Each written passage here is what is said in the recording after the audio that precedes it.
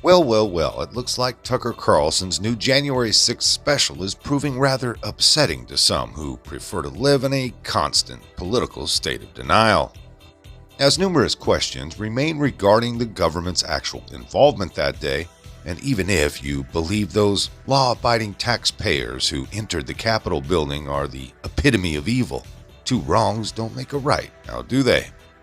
In response to the release of the special, Never Trump apparatchiks Jonah Goldberg and Stephen Hayes have officially resigned as contributors at Fox News. Oh, that's too bad.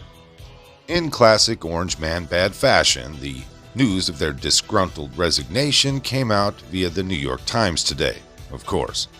Quote, the trailer for Tucker Carlson's special about the January 6th mob at the Capitol landed online on October 27th, and that night, Jonah Goldberg sent a text to his business partner, Stephen Hayes.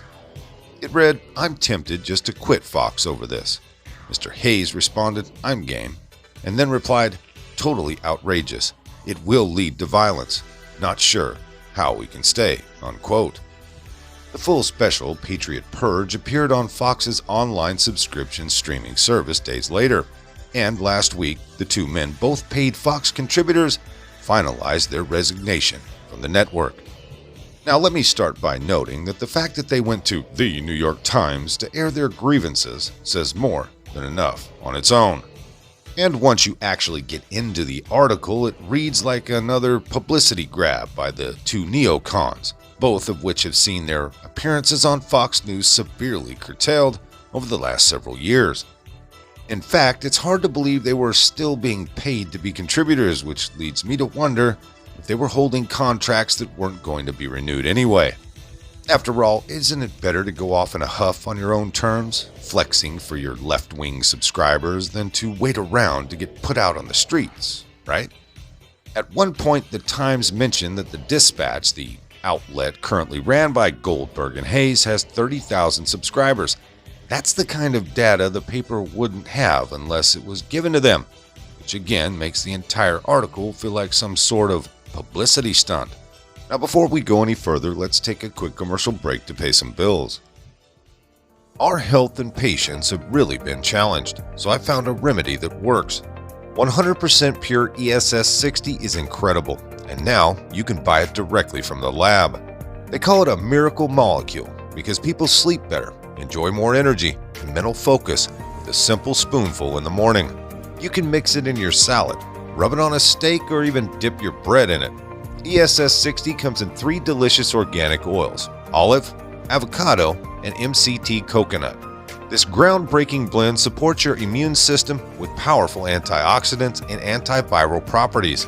ESS 60 delivers more than 172 times the power of vitamin C.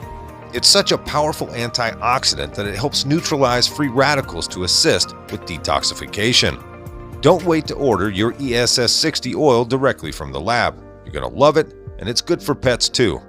Get $10 off today at www.c60evo.com/conservative resurgence. That's www.c60evo.com/conservative resurgence, or click that link in the description box.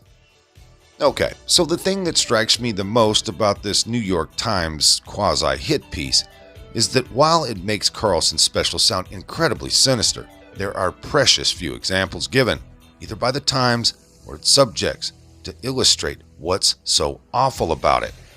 The only real mention is a claim that the special promotes the idea that the government is unfairly targeting Americans as domestic terrorists.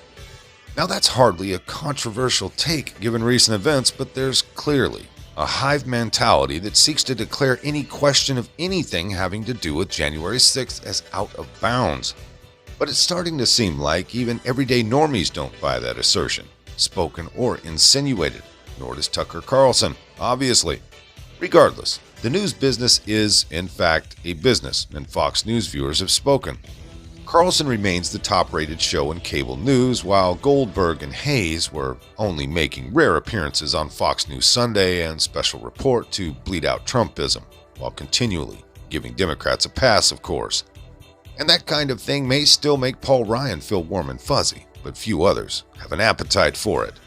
Still, I just don't quite buy that this is an incredibly principled play, Goldberg and Hayes are about making money, and always have been. They realized they were being left behind during the Trump years as the party largely turned away from the failures of George W. Bushism. When American troops and civilians alike were being blown up in ill-advised, badly executed wars, they shared no moral qualms. So forgive me if I find their more recent quest to supposedly restore morality and decency rather unconvincing. No, this latest move is just another in a long line of shifts in order to keep the cash coming in. Just please, fellas, as you pack your things and leave, don't forget to take Juan Williams, Chris Wallace, and Neil Cavuto with you. Oh, and don't forget Geraldo as well. And good work, Tucker. You speaking the truth about this administration hiding dozens of citizens in gulags over fighting for free and fair elections just scared 2 more douchebags off my television. It's a win-win. What you're about to see is part of our soon-to-be-released 3-part series for Tucker Carlson Originals. It's called Patriot Purge. It debuts November 1st. Here's the trailer.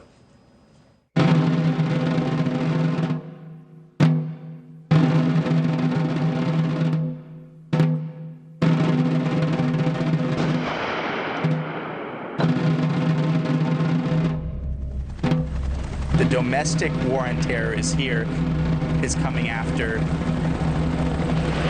half of the country.